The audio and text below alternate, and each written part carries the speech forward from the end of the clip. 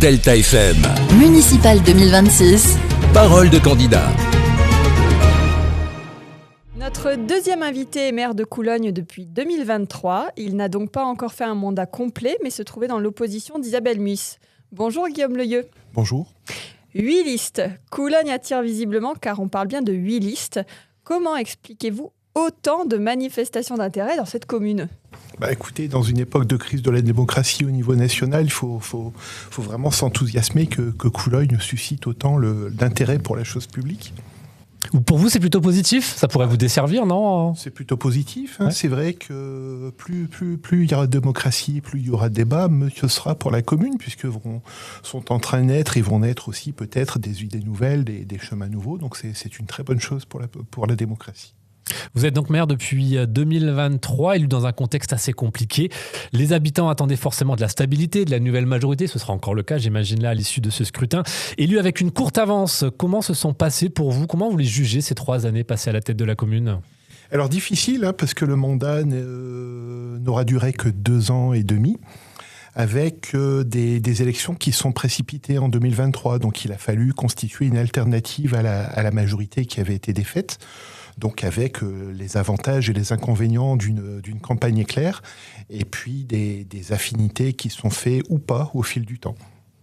Alors, dans ce contexte un peu particulier, on l'a dit, comment avez-vous fait pour regagner en fait, la confiance des équipes municipales qui avaient sans doute été un petit peu échaudées justement par cette instabilité ?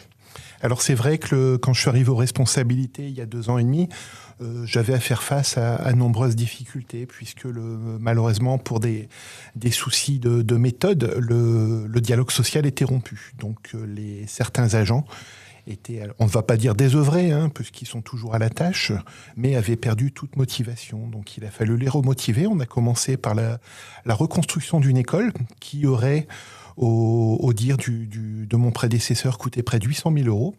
Et on l'a fait pour moins de 20 000 € en 4 mois avec l'ensemble des agents des services techniques, ce qui a permis de montrer leur savoir-faire, leurs compétences et ainsi les valoriser. Vous avez annoncé votre candidature sur Delta FM dans le courant du mois de janvier. Une décision qui avait déjà été prise ou alors vous avez vraiment réfléchi jusqu'au bout ? Alors ma décision, je l'ai prise au mois de septembre 2025. J'estimais que le temps n'était pas venu de déclarer très, très tôt ma candidature, parce que vous le savez, le mandat n'est pas terminé, il y a encore énormément de travail, il y a des choses qui ne sont pas achevées, puisqu'il faut du temps pour reconstruire les services, reconstituer des budgets également, c'est pas simple. Donc la priorité n'était pas à la campagne politique, mais vraiment à l'action, dans l'intérêt de la commune. Puis quand on est maire sortant, j'imagine qu'on attend quand même qu'au moins une liste dégaine en premier avant d'y aller. Quelques listes étaient annoncées, pour certaines depuis plus d'1 an. Donc c'est vrai que Coulogne attise des convoitises politiques. Alors, parmi vos nombreux adversaires, la liste menée par Jean-Marc Puissesseau, que l'on vient d'entendre, et qui était dans votre opposition, ancien patron des ports de Calais-Boulogne, c'est un adversaire de taille. Est-ce que son parcours, son implantation territoriale peuvent jouer, selon vous, en sa faveur ?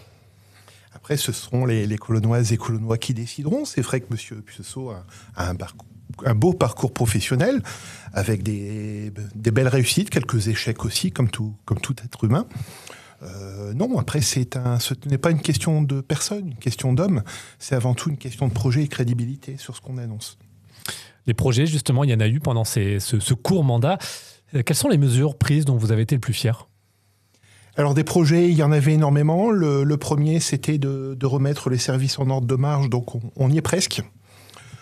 Des projets étaient prévus, comme par exemple la rénovation de la toiture de l'église. Ça, c'est vraiment la mesure phare du mandat, qui nous a coûté 270 000 €, annoncé pour 50 000 € par mon prédécesseur. Mais on y est arrivé sans avoir recours à l'emprunt. Et à contrario, qu'est-ce que vous regrettez un peu durant ce mandat ? Quel projet vous n'avez pas pu voir aboutir ? Alors ma grande déception, je l'avoue, j'avoue les défauts et les carences pendant le mandat. Le défaut, ma grande tristesse, c'est d'avoir annoncé une classe de neige gratuite pour toutes les élèves de CM2, donc qui sont partis il y a 2 ans. Malheureusement, pour cette classe d'âge de cette année, le contexte financier fait que les enfants ne partiront pas en classe de neige. Donc il convient de trouver des solutions alternatives pour ne pas priver une classe d'âge de ce beau voyage. Donc c'est vraiment ma grande déception de ce court mandat. Lorsque vous allez à la rencontre des habitants de votre territoire, quelles sont leurs attentes et qu'attendent-ils finalement de leur futur maire pour le mandat à venir ? Alors, ce qu'on entend régulièrement, c'est un défaut d'entretien de la commune. C'est vrai que les bâtiments sont vieillissants. Les routes, pour certaines, ont été construites il y a plus de 60 ans, jamais rénovées. Donc, vraiment, la priorité absolue, ce sont les routes. J'ai chiffré à 3 millions d'euros le besoin en rénovation, même en réfection complète de la voirie. On a également les problématiques aussi de locaux publics. Qui sont des véritables passoires énergétiques et qui, dans les quelques années à venir, risquent d'impacter très très fortement les finances de la commune. Donc ça, c'est vraiment une priorité. Et en tant que maire, en tant qu'élu, il faut savoir aussi emmener avec soi l'ensemble des citoyens vers des projets d'avenir, une vision à 15-20 ans de notre commune. C'est ce que reprochait un petit peu votre opposant tout à l'heure. Effectivement, pas assez de travaux pour les équipements sportifs, pas assez de travaux pour la voirie. C'est ce que vous en avez conscience visiblement et ça va changer au prochain mandat ? Alors c'est vrai, hein, le diagnostic est partagé. Encore faut-il ensuite mettre en face des ambitions les ressources financières nécessaires. C'est la raison pour laquelle pendant le mandat, j'ai accordé des permis de construire pour plus de 400 logements, ce qui permettra d'engendrer des finances supplémentaires sans avoir à augmenter les impôts. On compte 400 000 euros de plus par an d'ici 3 ans, jusqu'à 1 million à la fin du prochain mandat. Alors justement, vous parlez finances.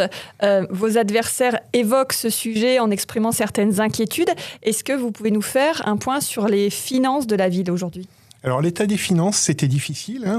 Il y a une confusion entre l'état des finances et puis le fait que la Chambre régionale des comptes a été sollicitée. La Chambre régionale des comptes a été sollicitée pour une simple raison, c'est que le budget n'a pas été approuvé. Le budget n'a pas été approuvé en raison de manque de finances. Et le grand débat en interne, c'était faut-il ou non augmenter les impôts ?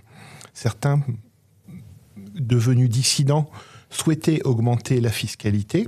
Et d'autres, comme moi, préféraient faire des concessions, ne pas mettre en place l'ensemble des plans de campagne qui avaient été prévus pour pouvoir avancer. Mais il a fallu quand même serrer la vis et financièrement, sans augmenter la fiscalité, il faudra encore être très très prudent jusqu'à la fin 2027. On a des horizons meilleurs à partir de 2028, comme je l'évoquais précédemment, mais il faut être très très raisonnable financièrement.